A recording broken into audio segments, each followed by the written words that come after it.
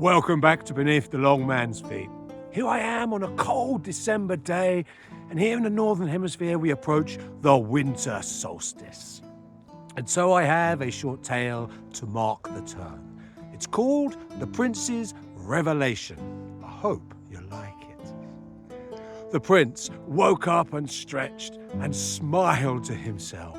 For today was the day he would leave this place of exile. Today was the day when he would vanquish the foe who had sent him here in the first place. And today was the day when he would claim his rightful place as the king.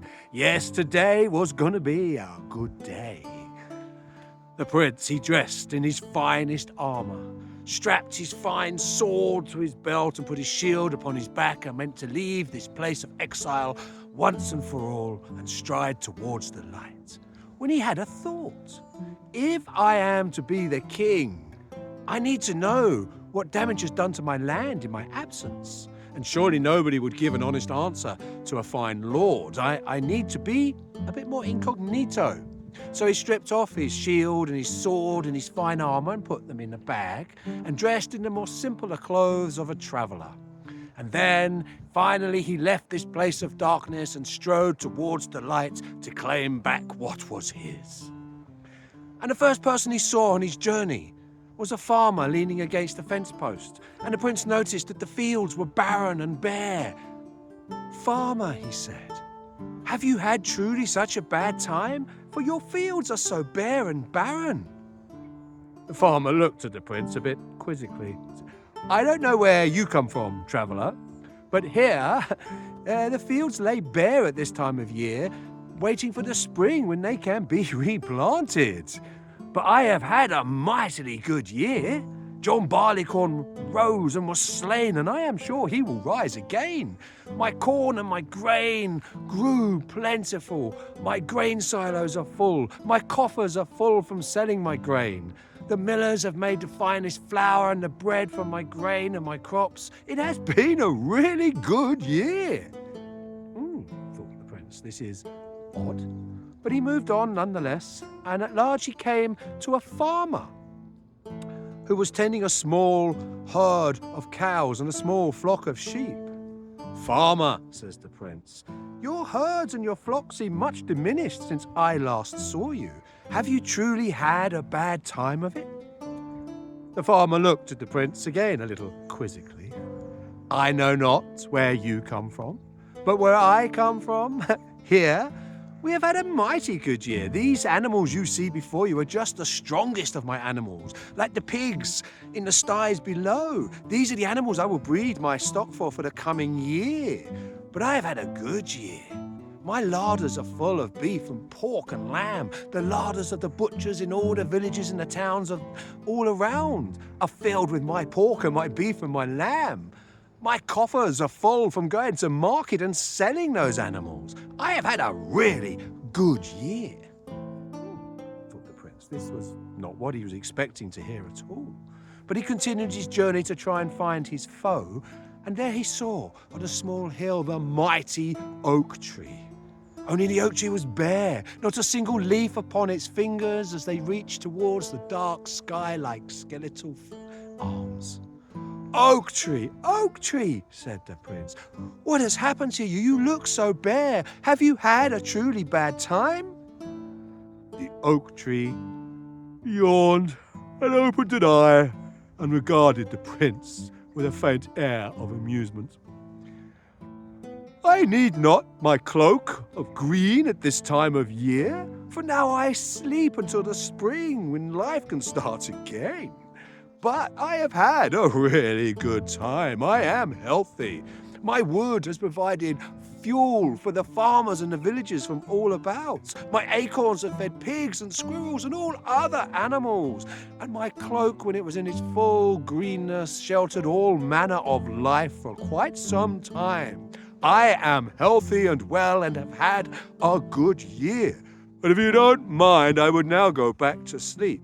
And if you'd really like to know what is going on, then I suggest you speak to the apple trees in the orchard down yonder. But for now, I am going back to my rest."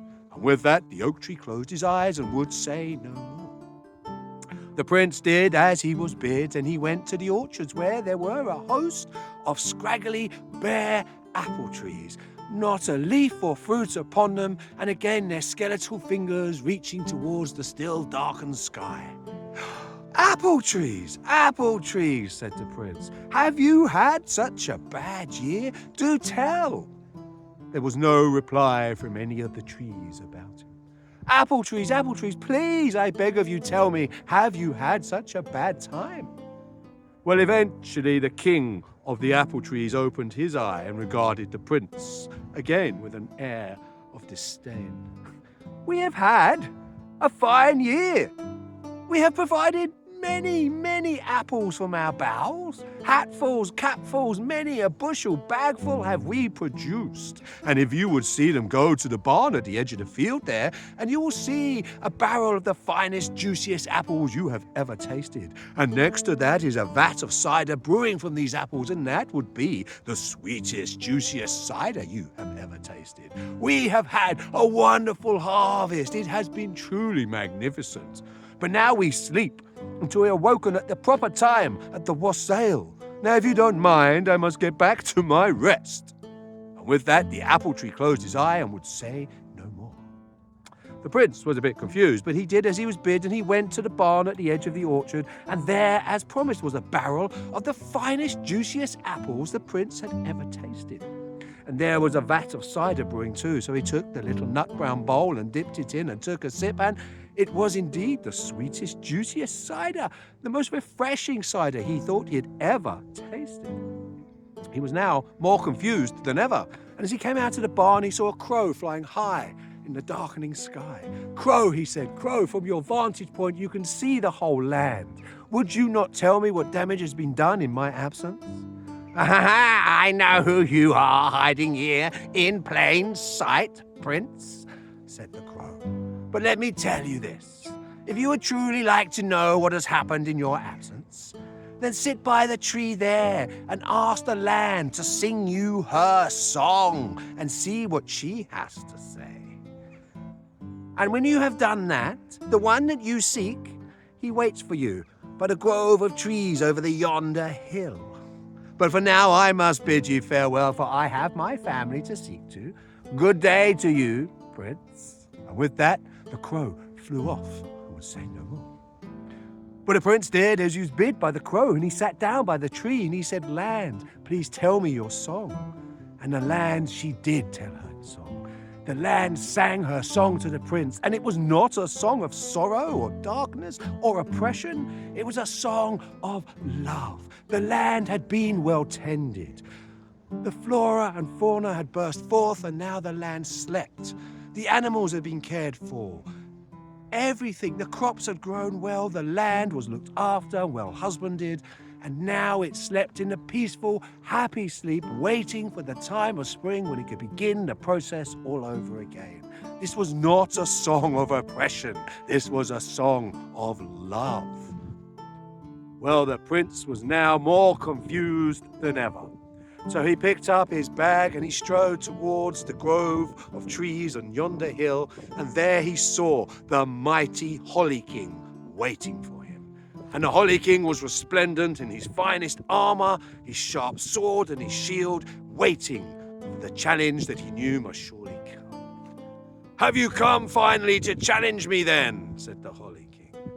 And the Oak King walked up towards him. Where is your armor? Are you scared to fight me?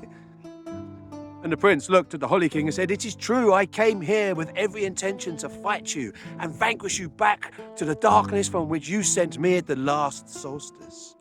But I seem to have been wrong. I seem to have misjudged you. I shouldn't be here to fight you. I should be here to thank you. I have spoken to all around, and it seems that you have taken good care of this land in my absence, and I should be thanking you, not fighting you. Why, said the Holly King, do you remember when I came to you at the last solstice and suggested the same to you, and yet you decided I was just an impetuous youth and you had to fight me?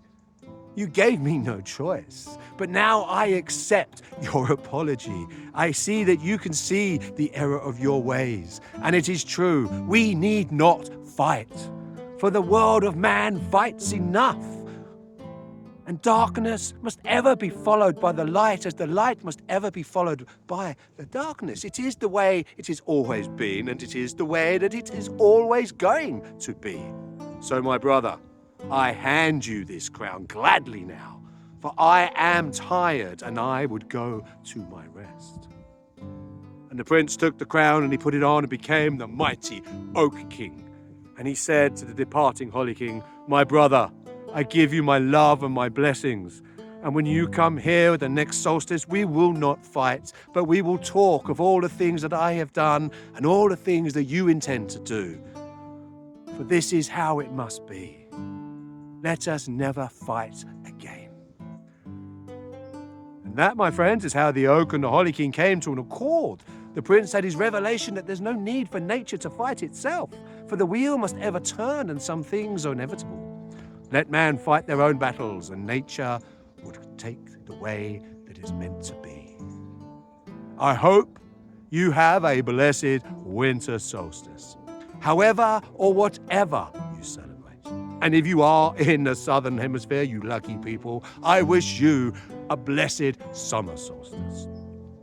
But do let me know what you thought of this short tale, Facebook or YouTube, whichever is your favorite medium, beneath the long man's feet. But until we meet again, as always, I now bid you hail and farewell.